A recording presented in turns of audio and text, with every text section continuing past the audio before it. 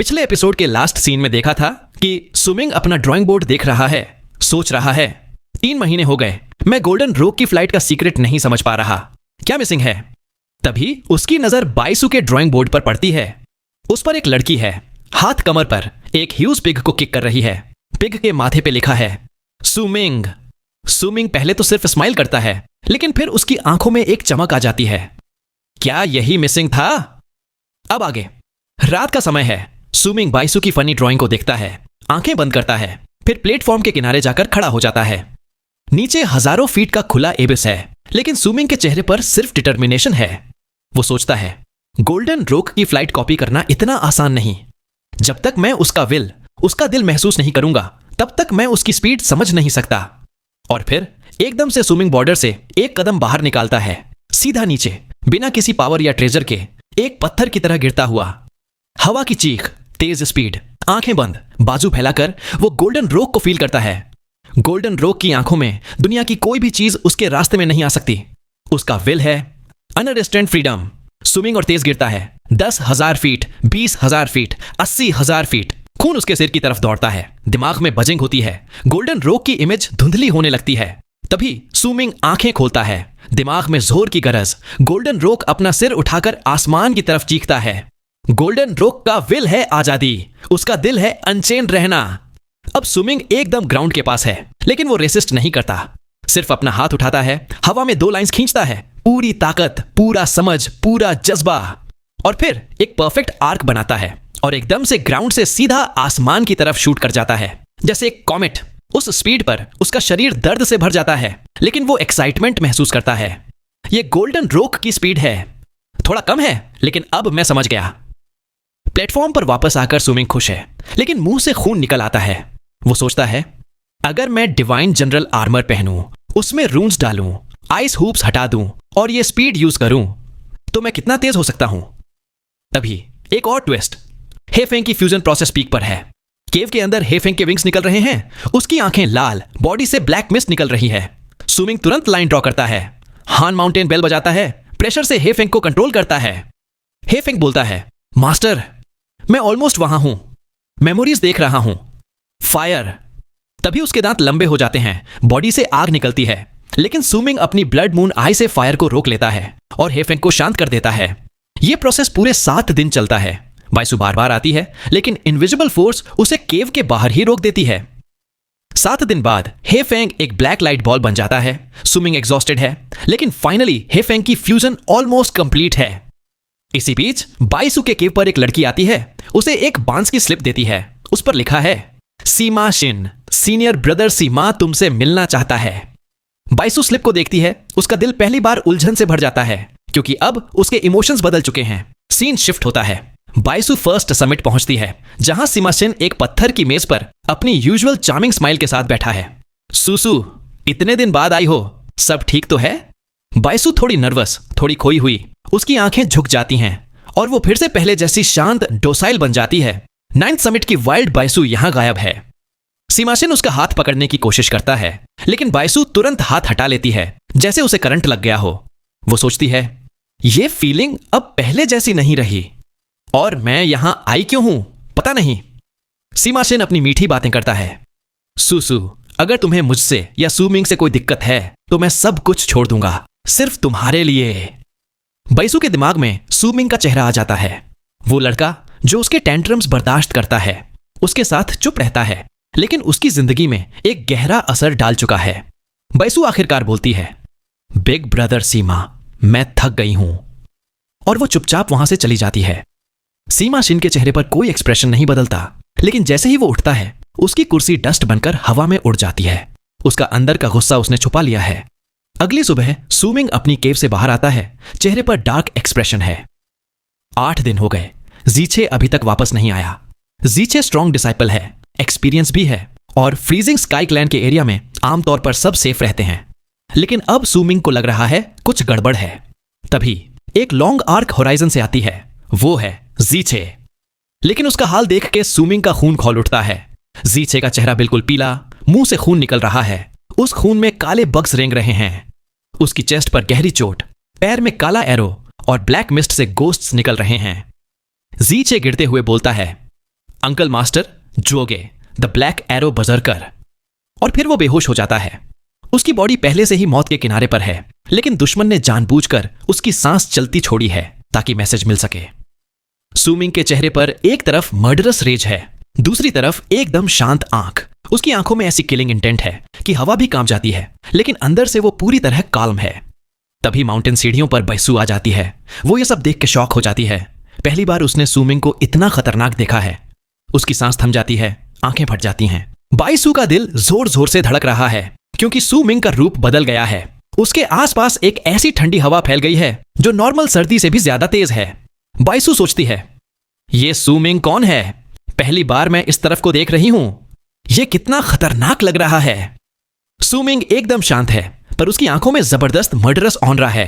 वो आगे बढ़ के अपनी उंगली से जीचे के माथे पे टैप करता है। जीचे का पूरा शरीर कांप उठता है।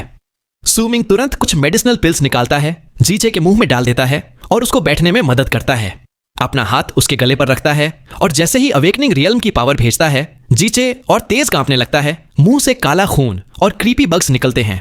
सुमिंग सोचता है, ये पावर अंदर जाते ही गायब हो रही है, जैसे किसी ने चुरा ली हो। वो डिवाइन सेंस से जीचे के शरीर को स्कैन करता है और उसको जीचे के पेट में एक कोकून मिलता है, एकदम फिस्ट साइज का, जिसमें से लगातार काले बग्स निकल रहे हैं, जीचे की लाइफ फोर्स को चूस रहे हैं। सुमिंग डिसाइड करता है, अब बस। वो जीचे के पेट पे हाथ रखता है, अवेकनिंग की पावर और डिवाइन सेंस से कोकून को पकड़ के एकदम से बाहर खींच लेता है। जीचे जोर से चीखता है, आंखें खोल देता है, पर अब उसके चेहरे पे थोड़ी सी लाली आ गई है। सांस तेज चल रही है, लेकिन अब वो बच गया है। लेकिन उसकी टांग में अब भी काला तीर घुसा हुआ है और उसमें से ब्लैक मिस्ट निकल के घोस्ट्स की तरह घूम रही है। सुमिंग सोचता है, ये तीर निकालना इतना आसान नहीं है। तभी बाइसू थोड़ी डर के साथ आगे आती है और बोलती है, ये ब्लैक एरो बरसर्कर का तीर है। अगर बिना सही तरीके के निकाला तो जीचे मर जाएगा। सुमिंग कोकून को देखता है, वो अब हार्ड हो रहा है। बग्स निकलते ही ठंडी हवा में मर जा रहे हैं। बाइसू एक्सप्लेन करती है, ये चीज फ्रीजिंग स्काई क्लैन की नहीं है। यहां की सर्दी में तो ये जिंदा रह ही नहीं सकती। नॉर्दर्न फ्रंटियर ट्राइब की तरफ से आई है और ये झोगे का काम है, जो चीफ ऑफ वॉर का बेटा है। सुमिंग पूछता है, ब्लैक एरो बरसर्कर क्या है? बाइसू समझाती है, नॉर्दर्न फ्रंटियर ट्राइब का कल्टीवेशन अलग है। ये लोग अपने खून की पावर को जगाते हैं और उनकी एरोज लाइफ फोर्स चूस लेती हैं। Black arrow berserker bone sacrifice realm के बराबर है और उनकी एरोज सिर्फ वही लोग चला सकते हैं जो उनका सीक्रेट मेथड जानते हैं। फिर सुमिंग पूछता है, ये ब्लैक मिस्ट क्या है? बाइसू बोलती है, इसे फैंटम कहते हैं। हर बरसर्कर अपना खुद का फैंटम ढूंढता है और जितने ज्यादा लोग मारेगा, फैंटम उतना पावरफुल बनेगा। इसी वजह से ये ट्राइब पहले बहुत खतरनाक थी। इनको कंट्रोल करने में great tribe of freezing sky को बहुत मुश्किल हुई थी। फिर बाइसू बोलती है, मैं ट्राई कर सकती हूं फैंटम ऑनरा को निकालने की, पर चांस बहुत कम है, सिर्फ 20-30%।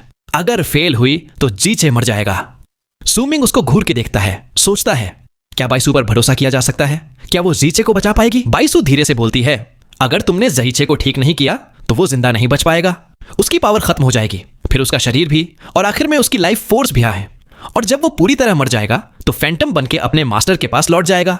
सुमिंग पूछता है, अगर झोगे ने जीचे को मार दिया तो फ्रीजिंग स्काई क्लैन कुछ करेगी नहीं? बाइसू थोड़ा चुप रहती है, फिर कहती है, तुम्हें नहीं पता, 3 महीने पहले जीचे के मास्टर ने उसे माउंटेन गेट को इन्फॉर्म करके सेकंड समिट से निकाल दिया था। अब वो फ्रीजिंग स्काई क्लैन का डिसाइपल नहीं है। सुमिंग की आंखों में एकदम डार्क लाइट चमकती है। वो सोचता है, 3 महीने पहले जब मैं कुछ दिन के लिए क्लैन से बाहर गया था तब ये सब हुआ, लेकिन जीचे ने तो कभी कुछ दिखाया नहीं। बाइसू हल्की सी सांस भरती है और बोलती है, इसी वजह से जब भी वो अपनी बहन को देखता है उसका सिर शर्म से झुक जाता है। सुमिंग अब भी कोकून को हाथ में लेकर सोच रहा है। फिर वो नीचे झुकता है, एक डेड बग उठाता है और अपनी हथेली में आग जला देता है। बग एकदम हिलने लगता है, जैसे जिंदा हो गया हो, और सुमिंग के हाथ में घुसने की कोशिश करता है, लेकिन सुमिंग तुरंत आग बुझा देता है और बग को क्रश कर देता है। बाइसू शॉक होकर देखती है, ये बग मरा नहीं था, सिर्फ सो रहा था। गर्म होते ही जिंदा हो जाता है। सुमिंग बोलता है, ये बग हो या कोकून, दोनों सर्दी में मर जाते हैं, लेकिन गर्मी मिलते ही फिर से एक्टिव हो जाते हैं। उसकी आंखों के सामने एक पुरानी याद आती है, हान माउंटेन की चेन, एक आदमी की बॉडी पर वैसे ही बग्स और उसी तरह का फैंटम। वो सोचता है, अगर ये सब असली है तो मेरी यादें सच हैं, और अगर ये सब इमेजिनेशन है तो ये बग्स रियल वर्ल्ड में कैसे आ गए? बाइसू धीरे से बोलती है, मैं ट्राई कर सकती हूं जीचे के लिए। सुमिंग उसकी तरफ देखता है और एकदम कोल्ड वॉइस में बोलता है, जरूरत नहीं, मेरे पास एक ऐसा तरीका है जिससे मैं जीचे को बिना किसी रिस्क के पूरी तरह ठीक कर सकता हूं। बाइसू हैरान होकर पूछती है, कौन सा तरीका? सुमिंग कहता है, झुओगे को मार दो, उसका फैंटम डिस्ट्रॉय करो। जैसे ही फैंटम खत्म होगा, जीचे की टांग में जो एरो है उसका फैंटम ऑनरा भी खत्म हो जाएगा। फिर सुमिंग बाइसू की तरफ देखता है, तुम इस एरिया को मुझसे ज्यादा जानती हो, मुझे नॉर्दर्न फ्रंटियर ट्राइब ले चलो। बाइसू आंखें फाड़ के देखती है लेकिन फॉर्मली मना कर देती है, अकेले गए तो तुम वहां मर जाओगे, मैं तुम्हें लेकर नहीं जाऊंगी। सुमिंग एकदम कूल अंदाज में बोलता है, मैं अकेला नहीं हूं, और फिर एकदम से आसमान की तरफ एक जबरदस्त हाउल करता है। पूरा 9th समिट गूंज उठता है, ग्लेशियर्स तक हिल जाते हैं। अब सीन कट होता है हुजी के केव में। वो वाइन पी रहा है, सोने की सोच रहा है, लेकिन सुमिंग की हाउल सुनते ही एकदम से उठ जाता है। वाइन की बोतल पकड़ के सुमिंग के केव की तरफ दौड़ पड़ता है। दूसरी तरफ सेकंड सीनियर ब्रदर फूलों के बीच में मेडिटेशन कर रहा है, लेकिन सुमिंग की हाउल सुनते ही प्लांट्स फ्रीज हो जाते हैं। वो भी तुरंत उठ के सुमिंग की तरफ चल पड़ता है, एकदम रॉयल स्टाइल में, जमीन से 1 इंच ऊपर चल रहा है। और तीसरी तरफ ग्लेशियर्स के आइसोलेशन ग्राउंड में एक ब्लैक हैंड आइस रॉक को तोड़ के बाहर निकलता है। अंदर से एक आदमी पूरा काला, आधी बॉडी नंगी बाहर आता है, आंखें ग्रे, चेहरे पे मैडनेस। वो बोलता है, आपका हुक्म यंग मास्टर, और फिर ब्लैक मिस्ट बन के आइस वॉल्स में घुस जाता है। ऊपर समिट पे त्यानशे जी पुशअप्स कर रहा है, खुद की तारीफ कर रहा है, त्यानशे जी तू तो कमाल का है। लेकिन जैसे ही सुमिंग की हाल सुनता है, वो भी क्यूरियस हो जाता है, लगता है आज कुछ बड़ा होने वाला है। हुजी सबसे पहले पहुंचता है सुमिंग के प्लेटफॉर्म पे। जीचे की हालत देख के गुस्सा हो जाता है, कौन है साला जिसने मेरे किटन को चोट पहुंचाई? फिर सेकंड सीनियर ब्रदर आता है स्माइल के साथ, लेकिन जीचे की कंडीशन देखते ही स्माइल गायब। यंगेस्ट जूनियर ब्रदर, ये किसने किया? सुमिंग कामली बोलता है, झुओगे black arrow berserker, northern frontier tribe का चीफ ऑफ वॉर का बेटा। हुजी चिल्लाता है, साले की तो मैं, कैसे छुआ मेरे किटन को? सेकंड सीनियर ब्रदर स्माइल के साथ बोलता है, हम सिर्फ उसकी पिटाई नहीं करेंगे, उसका बर्डी काट के खा जाएंगे। बाइसू ये सब सुन के लाल हो जाती है, टंग क्लिक करती है, सोचती हैं ये लोग तो फुल पागल हैं। हुजी एकदम कंफ्यूज होकर सोचता है, बर्डी काट के खा जाएं, और फिर अपना सिर खुजलाने लगता है, लेकिन तुरंत हाथ नीचे कर लेता है, क्योंकि वो अपने आप को 9th समिट का सबसे इंटेलिजेंट बंदा मानता है। वो अंदर ही अंदर सोचता है, मैं सब समझता हूं। फिर छाती ठोक के सेकंड सीनियर ब्रदर को देखता है और सीरियस एक्सप्रेशन बना लेता है। सेकंड सीनियर ब्रदर भी एकदम स्माइल के साथ हुजी को देख रहा है, लेकिन उसकी आंखों में सरप्राइज, डिसबिलीफ और थोड़ा एडमायरेशन भी है। हुजी को लग रहा है कुछ गड़बड़ है, लेकिन वो अपनी स्मार्टनेस दिखाने के लिए सीरियस ही रहता है। तभी सुमिंग बाइसू की तरफ मुड़ता है और बोलता है, अब बताओ क्या तुम हम तीनों को नॉर्दर्न फ्रंटियर ट्राइब ले जाओगी? बाइसू थोड़ी देर चुप रहती है, फिर धीरे से हाँ में सिर हिला देती है। जैसे ही वो हाँ करती है, सुमिंग एकदम सिनेमैटिक स्टाइल में उसकी कमर पकड़ता है और दोनों हवा में उड़ जाते हैं। बाइसू एकदम शॉक होकर चीख पड़ती है, उसका चेहरा लाल हो जाता है और उसको सुमिंग की हार्टबीट भी सुनाई देने लगती है।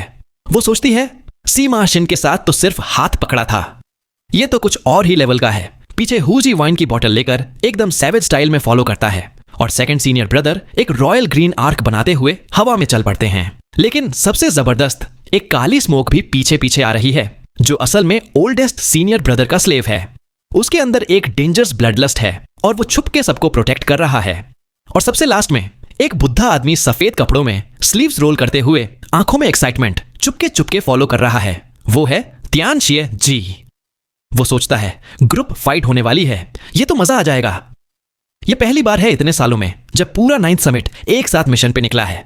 सामने है नॉर्दर्न फ्रंटियर ट्राइब, और अगर झोगे को पता होता कि जीचे को चोट पहुंचाने का ये रिजल्ट होगा तो शायद वो कभी पंगा ही ना लेता।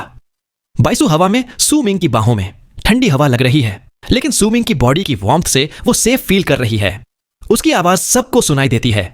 नॉर्दर्न फ्रंटियर ट्राइब एकदम बड़ी जगह है, लेकिन कोई दीवार नहीं है।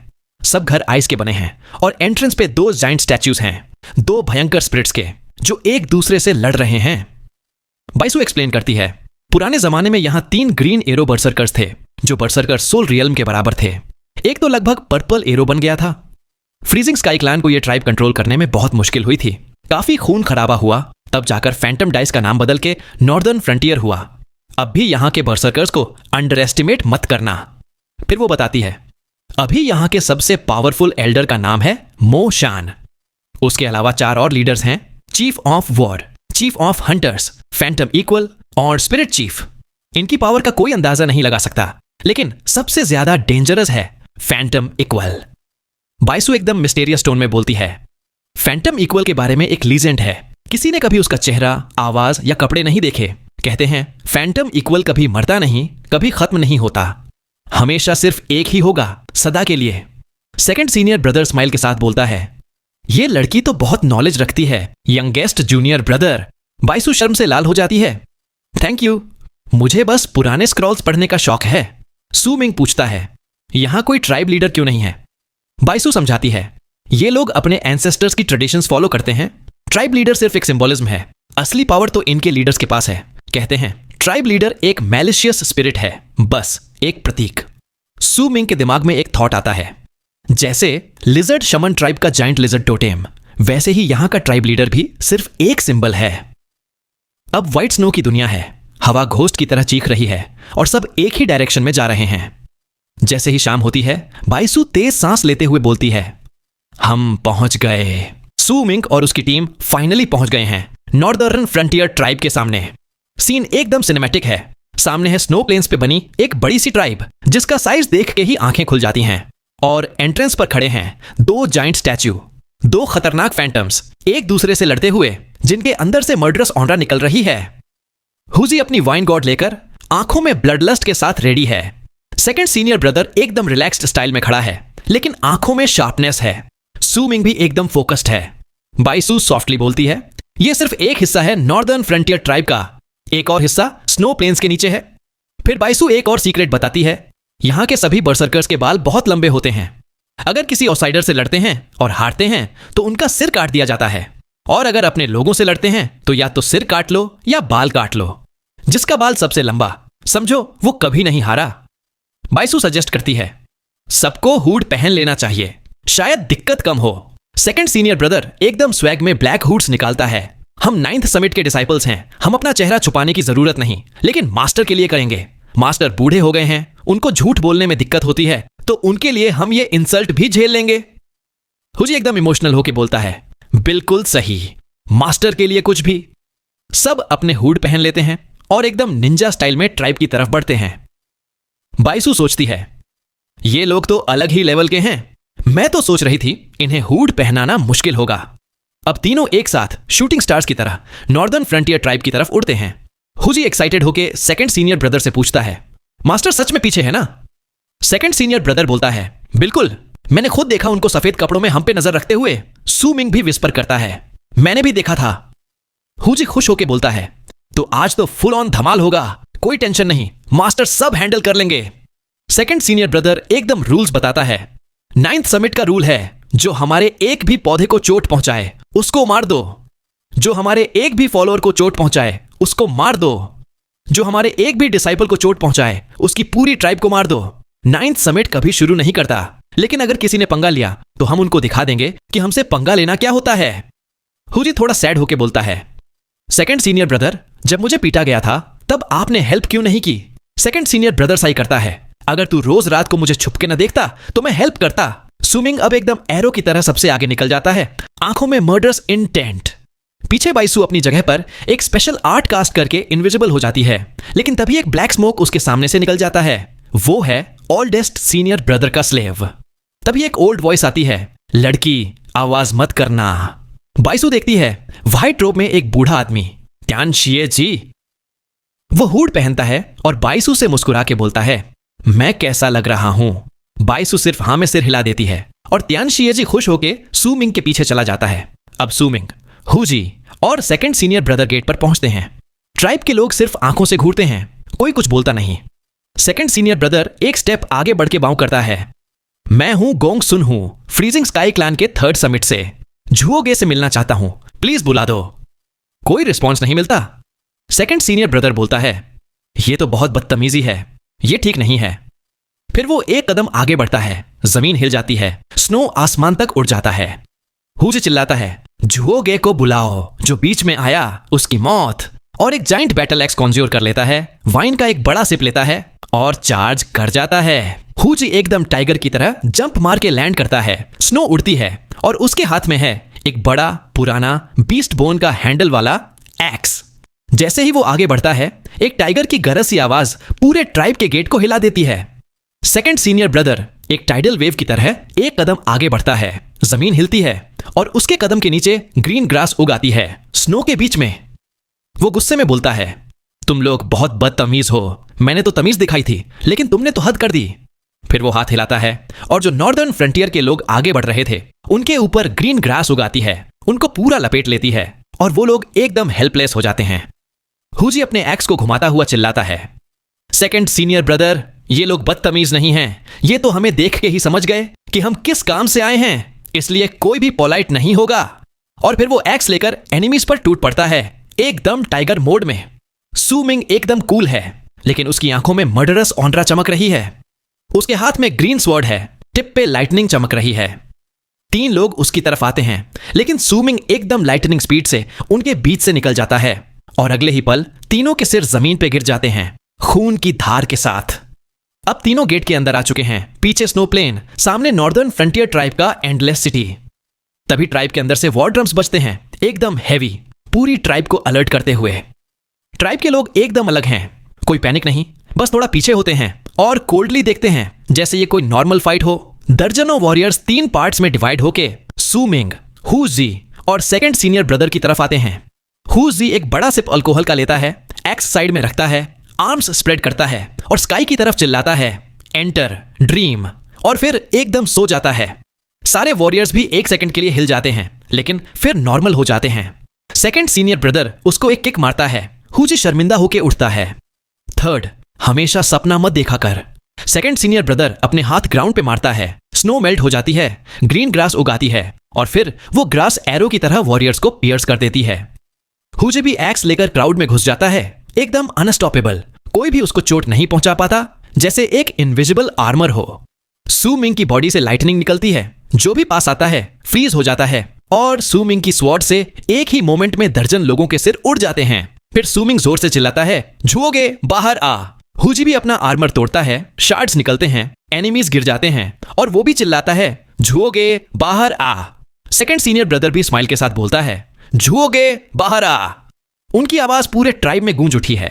अब नॉर्मल ट्राइब मेंबर्स भी शॉक में हैं। कुछ लोग बोलते हैं, बोन सेक्रीफाइस, वो जो ग्रास से मार रहा है वो तो बोन सेक्रीफाइस रियल्म का बरसरकर है।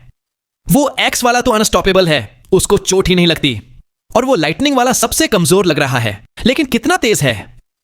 इसी वक्त ट्राइब के मिडिल सेक्शन में 3 बड़े वॉरियर्स आग के पास बैठे हैं, कूल एक्सप्रेशन के साथ बेटिंग कर रहे हैं कि ये लोग कितनी देर तक जिंदा रहेंगे।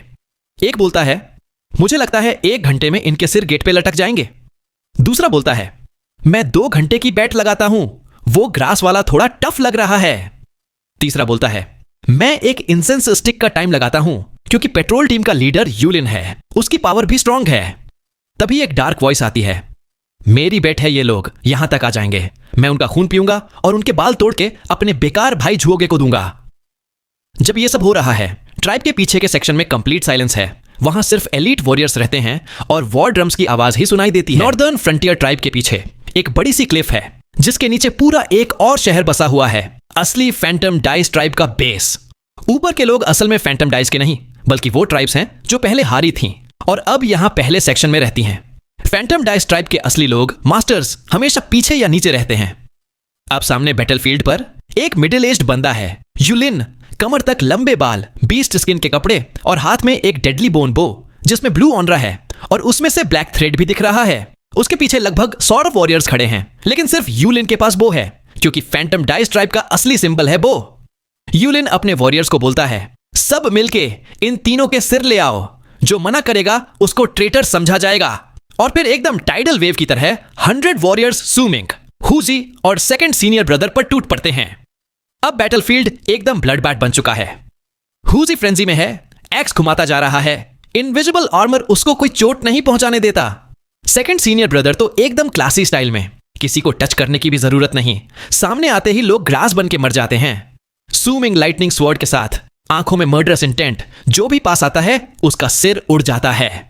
सू मिंग सेकंड सीनियर ब्रदर से बोलता है, यहां के लोग फैंटम डाइस ट्राइब के नहीं लगते। सेकंड सीनियर ब्रदर स्माइल के साथ बोलता है, अगर असली फैंटम डाइस ट्राइब बाहर नहीं आई तो हम मारते रहेंगे जब तक वो खुद ना आ जाएं। तभी एक और डेडली वेव आती है। अब की बार यहाँ से भी ज्यादा बर्सर्कर्स, और उनके लीडर हैं 7 लोग जिनकी पावर जीचे के बराबर है। और पीछे खड़ा है यूलिन, बो रेडी, आंखों में ब्लडलस्ट। लेकिन सब कुछ एक पल में फ्रीज हो जाता है जब हुजी अपना एक्स एंड वाइन गॉड जमीन पे फेंकता है, आर्म्स स्प्रेड करता है, स्काई की तरफ देखता है और चिल्लाता है, एंटर ड्रीम। एक ऐसी दहाड़ निकलती है जो पूरे बैटलफील्ड को हिला देती है। जहां तक उसकी आवाज और अल्कोहल की स्मेल पहुंचती है, वहां तक सब वॉरियर्स, चाहे जितने भी स्ट्रांग हों, कंफ्यूज होकर आंखें बंद करके जमीन पे गिर जाते हैं, डीप स्लीप में। पूरा बैटलफील्ड 10,000 फीट तक एकदम साइलेंट, सब सो रहे हैं। सिर्फ सू मिंग, सेकंड सीनियर ब्रदर और हु जी खड़े हैं। सेकंड सीनियर ब्रदर खुशी से चिल्लाता है, थर्ड ने कर दिखाया। लेकिन अगले ही पल एक शार्प विसल आती है। एक डेडली एरो ब्लू ऑनरा से घिरा हुआ, फैंटम की शक्ल बनाता हुआ, लाइटनिंग स्पीड से हु जी की तरफ आ रहा है। एरो जहां से गुजरता है, बिल्डिंग्स क्रम्बल हो जाती हैं, वॉरियर्स स्केलेटन बन जाते हैं, एकदम डिस्ट्रक्शन की लहर। यूलिन दूर खड़ा है, वो अभी भी वाइब्रेट कर रहा है, आंखों में एंगर। सू मिंग और सेकंड सीनियर ब्रदर एक पल के लिए एक दूसरे को देखते भी नहीं, लेकिन दोनों समझ जाते हैं क्या करना है। सू मिंग लाइटनिंग स्पीड से हु जी की तरफ दौड़ता है और सेकंड सीनियर ब्रदर सीधा यूलिन की तरफ चार्ज करता है। नॉर्दर्न फ्रंटियर ट्राइब की असली ताकत, फैंटम डाइस ट्राइब, अब सामने आ रही है और सू मिंग की स्पीड और पावर दोनों अपने पीक पर हैं। जब यूलिन ने डेडली फैंटम एरो छोड़ा था, उसको पूरा भरोसा था कि कोई भी उस एरो से बच नहीं सकता, खासकर जब सामने वाला खुद डॉज न कर सके। लेकिन सू मिंग ने ऐसा मूव किया कि पूरा बैटलफील्ड फ्रीज हो गया। यूलिन की आंखों के सामने सू मिंग एक कदम आगे बढ़ता है और एक ही पल में 2 सू मिंग दिखते हैं, एक जगह पे, एक सीधा हु जी के सामने। और जैसे ही फैंटम एरो हु जी को लगने वाला होता है, सू मिंग अपनी उंगली से एक लाइन खींचता है, एक ऐसी लाइन जिससे लगता है जैसे पूरा आसमान जमीन एक हो गया हो। और वो लाइन एरो को बीच से 2 टुकड़े कर देती है। एरो हवा में ही डस्ट बन जाता है, फैंटम की स्क्रीम सुनाई देती है और वो भी हवा में बिखर जाता है। यूलिन शॉक में है, आंखों से खून के आंसू निकल आते हैं, उसका दिल दुख से भर जाता है, जैसे पूरी दुनिया उसको रिजेक्ट कर रही हो। और उसी पल सेकंड सीनियर ब्रदर एकदम साइलेंट असैसिन की तरह आता है, यूलिन के पीछे से उसका सिर काट के हाथ में ले लेता है। सेकंड सीनियर ब्रदर स्माइल के साथ सू मिंग को देखता है, लेट हिम स्लीप, यहां उससे कुछ नहीं होगा। और हां, तुम्हारे इस मूव का नाम होना चाहिए बर्सर्कर ऑब्लिटरेशन। सू मिंग बस सिर हिला के एक्सेप्ट करता है और दोनों ब्रदर्स अब ट्राइब के मिडिल सेक्शन की तरफ आगे बढ़ते हैं। अब कोई भी उन्हें रोकने की हिम्मत नहीं करता। पूरे रास्ते पर बर्सर्कर्स पीछे हट जाते हैं, रास्ता खाली हो जाता है। मिडिल सेक्शन में 3 मिडिल एज्ड मैन बो के साथ रेडी हैं, ब्लू ऑनरा, फैंटम की हाउल्स और उनके पीछे एक छोटा सा आदमी, लेकिन उसके बाल इतने लंबे कि जमीन पे घिसट रहे हैं। वो अपना बो जमीन पे ठोकता है, बो स्ट्रिंग खींचता है और एक काला सैवेज फैंटम हवा में बन जाता है। सू मिंग सेकंड सीनियर ब्रदर से बोलता है, मेरे पास बर्सर्कर ऑब्लिटरेशन के बाद एक सेकंड स्टाइल भी है, नाम रखना है। और फिर एक ही कदम में 500 फीट आगे उसके पैरों के आइस हुप्स फटने लगते हैं। 1, 2, 3, अब सिर्फ 2 बचे हैं। स्पीड इतनी तेज हो जाती है कि एरो भी स्लो मोशन लगते हैं और सू मिंग उन तीनों के सामने खड़ा हो जाता है। फिर एक पाम स्ट्राइक, एक पंच और एक फिंगर टैप। तीनों की बॉडी हिलती है, खून के साथ एरो गलत डायरेक्शन में निकल जाते हैं और फिर एक ही पल में उनके सिर एक्सप्लोड हो जाते हैं। मरने से पहले उनकी आंखों में सिर्फ सू मिंग का रिफ्लेक्शन दिखाई देता है। लेकिन अभी खत्म नहीं हुआ। जैसे ही तीनों गिरते हैं, एक डेडली ब्लैक एरो सू मिंग की तरफ आता है, फैंटम की हाउल्स के साथ, और पीछे खड़ा है वो छोटा आदमी, झुओगे का बड़ा भाई। उसकी आंखों में शॉक, किलिंग इंटेंट और एक ठंडी हवा सू मिंग की तरफ आ रही है। जब वो डेडली ब्लैक एरो सू मिंग की तरफ आया, उसी पल उसके पैरों के बचे हुए 2 आइस हुप्स भी फट गए। अब सू मिंग की स्पीड इतनी ज्यादा हो गई कि पूरा वर्ल्ड, एरो, फैंटम, शैडो सब फ्रीज हो गए। सिर्फ सू मिंग ही मूव कर रहा था। वो एरो और फैंटम को क्रॉस करता है, सीधा झुओगे के बड़े भाई के सामने पहुंचता है और एक ही स्लैश में उसका सिर उड़ा देता है। जैसे ही सू मिंग ने स्लैश मारा, वर्ल्ड नॉर्मल हो गया। एरो हवा में टूट गया, फैंटम की चीख सुनाई दी और एक और बॉडी जमीन पे गिर गई। बाकी फैंटम डाइस ट्राइब के लोगों के लिए तो ये सब एक पल में हुआ। एक कदम पहले सू मिंग 10,000 फीट दूर था, अगले ही पल 4 लोग मरे हुए, एरो टूटे हुए और फैंटम्स बिखर चुके। सब लोग शॉक में, आंखों में सिर्फ डर और डिसबिलीफ। सू मिंग की आंखों का मर्डर्स ऑनरा सबके दिल में तलवार की तरह चुभ गया। जिनके ऊपर उसकी नजर पड़ती है, वो सीधा घूंट जाते हैं और फिर एक एक करके सब उसके सामने घुटने टेक देते हैं। वो जमीन पे सिर झुका के वर्शिप करते हैं। सेकंड सीनियर ब्रदर आता है, स्माइल के साथ बोलता है, सेकंड स्टाइल एक पल का जादू है, जिसमें हर भूत, हर फैंटम खत्म हो जाता है। नाम रखते हैं फैंटम फ्लैश। सुमिंग एग्री करता है, लेकिन बोलता है ये मेरी लिमिट थी। अगर मैंने अपने शरीर को ट्रेन नहीं किया होता तो शायद ये स्पीड मुझे ही मार देती। सेकंड सीनियर ब्रदर जेंटली समझाता है, लेकिन एक चीज मिसिंग है। जब तुम इतनी स्पीड से मूव करते हो तो ऑब्जर्वेशन कम हो जाती है, देखो। और फिर उस डेड बॉडी के पास घास उगाता है। तभी वो बॉडी और सिर ब्लैक बग्स में बदल जाते हैं, जो स्काई की तरफ उड़ने लगते हैं। लेकिन घास उनको पकड़ लेती है और सेकंड सीनियर ब्रदर अपना हाथ घुमाता है। घास ब्राउन हो जाती है, बग्स भी मर जाते हैं और सब वापस एक लाश में बदल जाता है। वो बोलता है, अगली बार कंफर्म कर लेना कि दुश्मन सच में मरा है या नहीं। कभी भी ओवर कॉन्फिडेंट मत होना। 2 या 3 बार मारो जब तक श्योर ना हो जाओ। ये देख के आसपास के फैंटम डाइस ट्राइब के लोग और भी ज्यादा डर जाते हैं। उनको लगता है ये स्माइली फेस वाला बंदा सू मिंग से भी ज्यादा डेंजरस है। सू मिंग सेकंड सीनियर ब्रदर की हेल्प फील करता है। जब उसने शोल्डर पे हाथ रखा, एकदम से बॉडी में वार्मथ और हीलिंग आ गई। इंजरीज लगभग पूरी तरह ठीक हो गई। लेकिन ये सेकंड सीनियर ब्रदर के लिए भी आसान नहीं था। अब दोनों आगे बढ़ते हैं फैंटम डाइस ट्राइब के लास्ट सेक्शन की तरफ। अब कोई उन्हें रोकने की हिम्मत नहीं करता। सामने है आइस हाउसेस, एक बड़ा ब्लैक लीव्ड ट्री और उसके नीचे एक mysterious house. Second senior brother calmly बोलता है, यहां लगभग 100 लोग हैं और उनमें से 12 बोन सेक्रीफाइस रियल्म के बराबर हैं। यंगेस्ट जूनियर ब्रदर, अब अंधेरा हो गया है।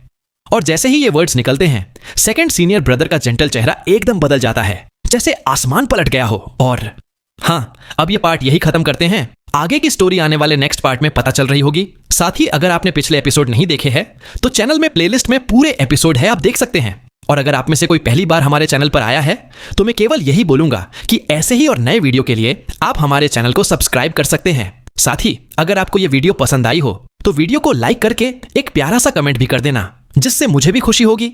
और अगर आप चाहे तो इस वीडियो को अपने दोस्तों के साथ शेयर भी कर सकते हैं।